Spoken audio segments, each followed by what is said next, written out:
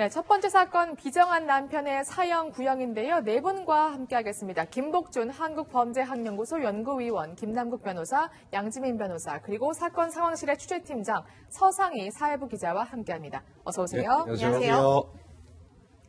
네, 아내를 바다에 빠뜨려 숨지게 한 비정한 남편 사건 기억하실 수도 있을 겁니다. 최근 결심 재판이 있었는데요. 서 기자, 보통 결심 재판에선 검찰이 구형을 하잖아요. 어떤 형을 구형했나요? 법정 최고형인 사형을 구형했습니다. 네.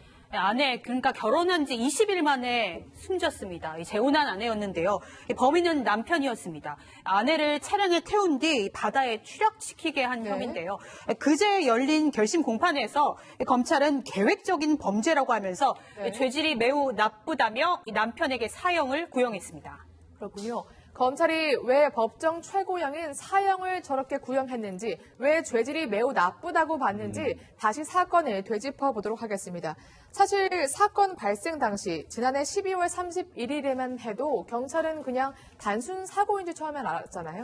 맞습니다. 이게 말씀하신 것처럼 지난해 12월 31일에 이제 벌어진 사건이기 때문에 그때 당시에 부부가 새 해돋이를 보기 위해서 전남 여수를 찾았다가 우연히 사고를 당했다라고 사실은 당시에도 이제 기사가 나왔었고요.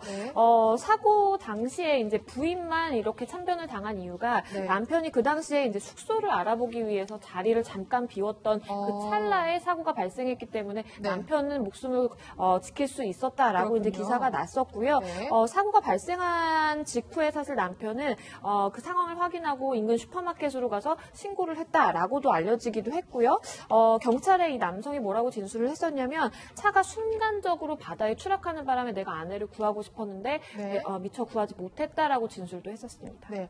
그래서 경찰은 처음에는 차량 추락에 따른 변사 사건으로 결론을 지었는데 여기서 하나 단서가 발견되면서 남편을 용의자로 이제 포착하게 되는 거죠. 그렇습니다. 이제 경찰이 이 사건을 일단 처리하고 난 다음에 이 남편이 신고를 하러 가는 그 인근에 있는 CCTV 동영상을 확보를 해가지고 분석을 했어요.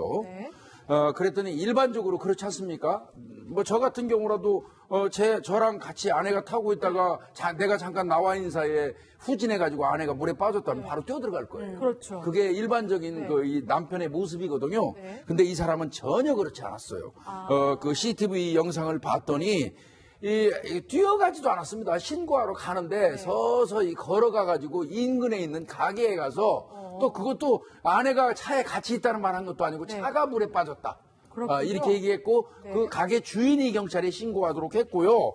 아내가 이 물에 빠졌음에도 불구하고 이 얼굴 표정 자체가 너무나 태연하고 평온해 보였다는 거예요. 그렇다면 경찰의 입장에서는 뭔가 이상하다고 느낄 수밖에 없던 것이죠. 그렇군요. 그래서 경찰이 차량을 들어 올려 봤는데 물에서요. 더 의심이 커졌다고 하더라고요. 네, 차량을 인항하고 난 다음에는 차량 상태를 보고 더 의심할 수밖에 없었던 그런 정황들이 많이 드러났는데요.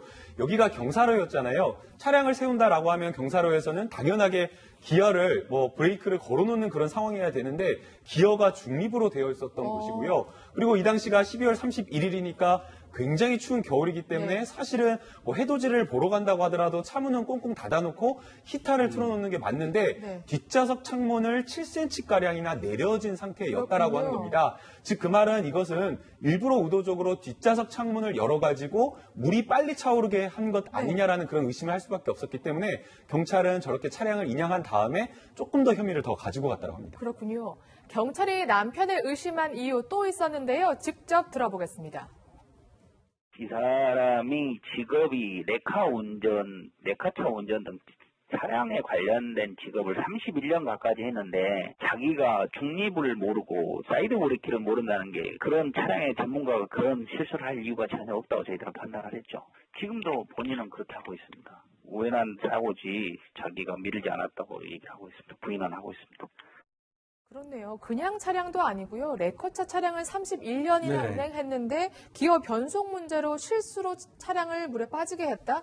이해가 안 가긴 합니다, 정말요. 뭐 여기 계시는 분들도 다 운전하겠지만 어디 좀 약간의 경사로에 차를 세우면 네. 사이드 브레이크를 당겨놓고 그것도 불안해서 어디서 돌 같은 거 주워다가 바퀴에다가 맞아요. 고아놓기도 네, 하죠. 네, 그렇죠. 그 정도인데 이 사람 같은 경우는 특히나 레카라든지 이런 거를 31년 했대요. 네. 그러면 그 분야의 완전 전문가입니다. 그런데 그런 사람이 사이드 브레이크도 채우지 않았고 더더군다나 기어를 내리막길에서 중립기아에 놓는다는 거는 네. 이거는 흘러 내려가라는 얘기하고 똑같지 않습니까? 그렇네요. 그러니까 이건 뭐 경찰이 당연히 의심할 수밖에 없죠. 네. 남편의 의심스러운 행적 또 있었는데요. 짧은 기간 안에 보험을 많이 가입했던 겁니다. 그 액수가 얼마나 상당했는지 경찰의 설명으로 직접 확인해 보시죠.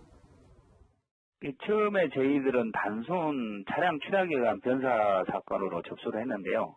수사하는 과정에서 이게 단시간 내에 단기간에 보험이 가입이 돼 있더라고요. 전 남편하고 이혼을 하고 4일 만에 혼인신고를 합니다. 4일 만에. 그리고 나서 2, 3일 안에 또 보험금 수익자가 자기로 바뀝니다. 사망 시 보험금이 17억 5천원으로 돼 있고, 그 다음에 결혼한 지 불과 며칠 만에 수익자를 다 본인 명으로 변경을 하고, 그런 데서 좀 의심이 있다 이런 식으로 저희들이 살인 혐의를 두고 수사를 착수하게 됐습니다. 아내가 사망할 때 보험금이 17억 5천만 원. 정말 이게 액수가 상당한데요. 네, 액수뿐만이 아니라 이 가입이 되고 그리고 명의가 바뀌기까지 너무나 빨리빨리 순차적으로 바뀌었습니다. 먼저 이 두 사람이 만난 건 한 음식점에서 만나서 교제 한 달 만에 당시 이 남성은 이 보험 설계사로 일을 하고 있었어요. 그러니까 자신의 실적을 핑계를 대면서 10월, 그러니까 결혼한 한두 달 전에 아내에게 5개의 보험에, 거액의 보험에 가입을 네. 하게 된 거죠. 그리고 사건 발생, 그러니까 아내가 숨지기 20일 전에 혼인 신고를 했는데 이때가 아내가 전 남편과 이혼을 한 지 4일밖에 안 됐던 시점이라고 합니다. 그래요? 그러니까 너무나 갑작스럽게 이혼을 했는데도 빨리 혼인 신고를 재촉했고 이혼을 하고 혼인 신고를 하고 그리고 3일 만에 보험 수익자를 아내에서 자신의 명의 앞으로 바꾼 거죠. 그야말로 속전속결인데요. 그러니까 교제 석 달 만에 결혼을 했고요. 결혼한 지 20일 후에 이러한 범행까지 꾸민 건데 이 정도면 범행을 위해서 결혼을 한 게 아닌가 이런 의심까지 듭니다. 범행 장소를 또 사전 답사까지 했다면서요. 예, 이 조사를 하는 과정에서 밝혀진 일인데요. 이 남편이 이 사건이 발발하기 일주일 전에, 7일 전에 이미 금오도에 있는 이번에 사건이 난 그 범행 장소를 사전 답사했던 걸 확인을 했습니다. 그러니까 미리 와서 어느 정도의 경사에서 어떤 상태로 두면은 내려간다는 거 알고 있었던 것 같고요.